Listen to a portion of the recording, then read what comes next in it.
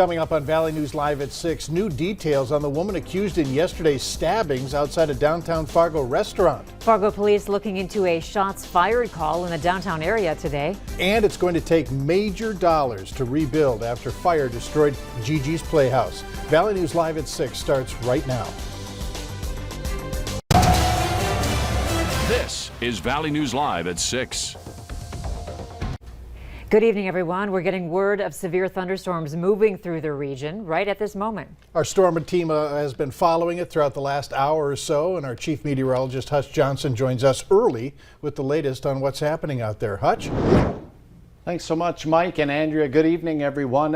Colfax area, as this storm moving from the Kindred area passed through Colfax, it really increased in intensity, producing upwards of 1-inch diameter hail as it crossed over the I-29 corridor. It's moving southeast at only between 15 and 20 miles per hour now, but it is moving into Richland County, central and eastern Richland County, and heading towards Wahpeton, Breckenridge. Here is a look at the pace of the storm. It should be over the Galchute area moments from now.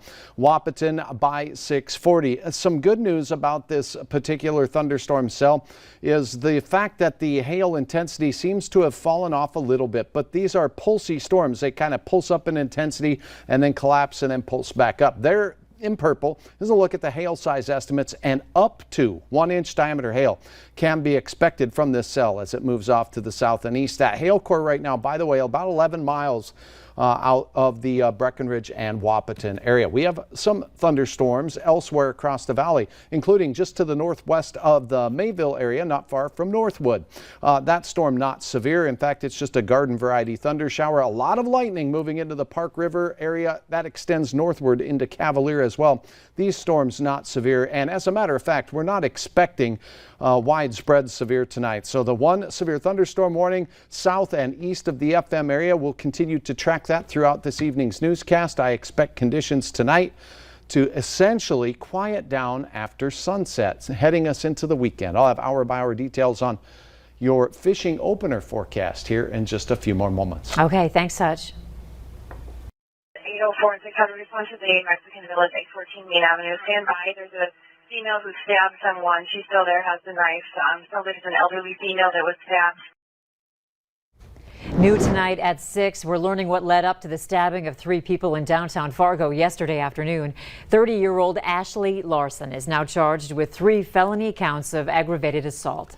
Police say Larson stabbed a man multiple times in an apartment complex near Cat's Cradle before going to a nearby parking lot at Mexican Village in the 800 block of Main Avenue. There, they say, she ran into 2 women who were getting into their van and asked for a ride before stabbing both of them and barricading herself in the vehicle for nearly 4 hours. The Red River Regional SWAT team eventually was called out, and just before 3:30 in the afternoon, Larson finally surrendered and was taken into custody uninjured. Yesterday's call tied up a majority of Fargo police officers for most of the afternoon. But as Valley News Team's crime and safety reporter Bailey Hurley learned today, large incidents do not mean the rest of the city is ignored.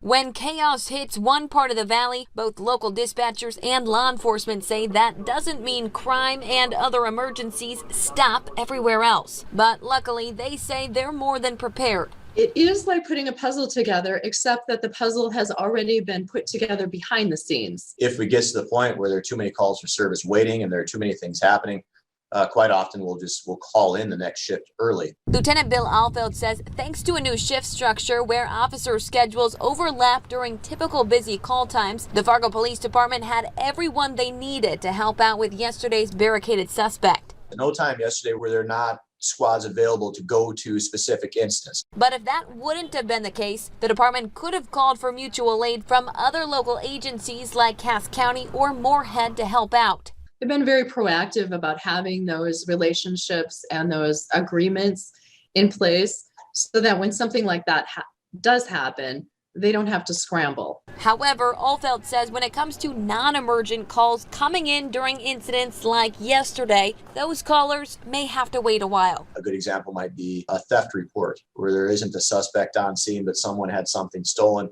okay, if we have a large critical incident going on, like what happened yesterday, that might get put in like a call waiting and taken care of when it's done. But both Alfeld and Philippi emphasize, regardless of what's going on throughout the cities, those in crisis will never be put on the back burner.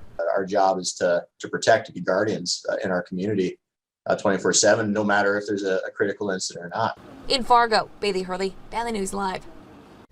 An updated condition on the 3 victims is still unknown at this time. However, Fargo police did say Thursday evening all 3 sustained non-life-threatening injuries. Fargo police are investigating reports of a shooting in downtown Fargo this afternoon. Police responded to the 300 block of Main Avenue around 1:30. The nearby YMCA went into a brief lockdown as a precaution. A representative for the YMCA told Valley News Live that a staff member witnessed an incident while on break, but refused to go into detail. Fargo police say no one is currently in custody and no victims have been identified. A social media post generated some concern today at West Fargo High School. Students alerted school officials regarding the threat of a school shooting at something called West High School. The threat was not believed to be directed at West Fargo High School. Officials referenced a similar social media threat hoax involving Cheyenne High School in February of 2018. It's going to take $3.5 million to rebuild Gigi's Playhouse after fire destroyed their building and other businesses. On Tuesday, a fire ripped through a strip mall along 32nd Avenue and 20th Street South in Fargo. No one was hurt. Anyone who wants to help can make a donation to their website. Checks can also be brought to the Dakota Medical Foundation or any Vision Bank location in Fargo. Today, Minnesota has ended its statewide mask mandate. Governor Tim Walz signed the executive order today. Local governments can still carry out their own mask mandates, and so can private businesses. The new guidance does not apply everywhere. Masks are still required in healthcare settings and on public transportation. As for schools and athletics, the Department of Health commissioner says the current guidance will remain in effect until the end of the school year because it's so late in the year. That plan requires all students to wear masks while at school. Several major chains are sticking with the mask mandate, even with the new CDC guidance. Businesses like Target, Home Depot, and Kroger announced that they will keep mask mandates in place for now. However, some stores like Walmart and Costco are dropping the mandate, but will keep the masks in place in those states that continue to have mandates.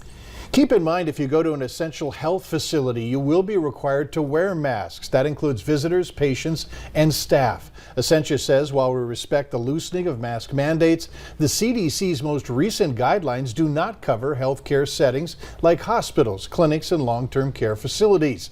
And that's regardless of an individual's vaccination status.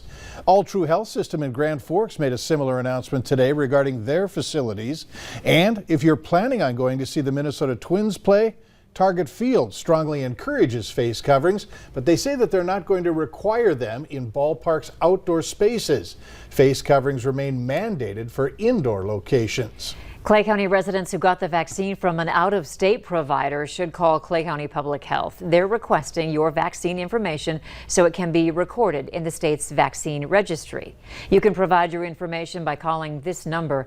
You must leave a message with your name, birth date, address, phone number, and the type of vaccine you got, along with the date of when you got it. Again, this recommendation is only for those who are fully vaccinated. If you're looking for a place to get the vaccine, you can use our VNL vaccine tracker.